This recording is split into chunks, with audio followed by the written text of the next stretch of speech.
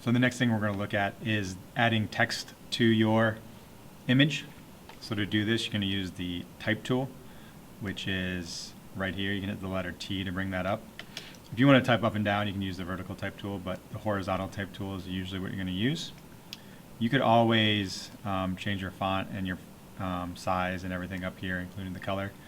And you have the option to click and drag if you're trying to fit it into a certain amount of space. You could do that. But more likely what you're going to do is you are going to just click and start typing. And this does not constrain you to that box. So you can change all this stuff here. You can pick a different font. You can see a lot of different fonts in here. You can download your own fonts if you want to go search the internet or use the Adobe Creative Cloud to find one. You can change the font. The easiest way, you can type it in here, or you can just hover over these T's and you can make it bigger or smaller. And you can also change the color of it here if you would like to. And this one's kind of fun because you can warp the text, so you can make it look like an arc or just the top of it. You can make it look like it rises or a flag. You can squeeze it. You can make it blow up like a balloon. So you can mess around with those. You can do fisheye. So you can adjust these, and then you can also say how much do you want to bend that or warp that. And you can click OK to accept that.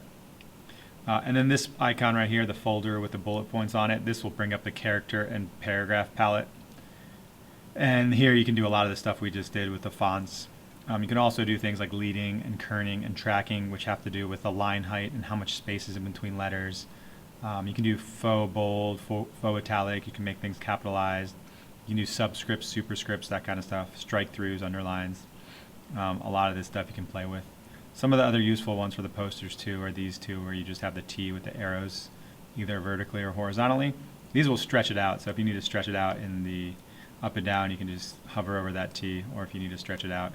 So you can play with a combination of those things to make it fit your poster. And then once you do that, then you can start adding layer styles to these layers, which we'll look at next.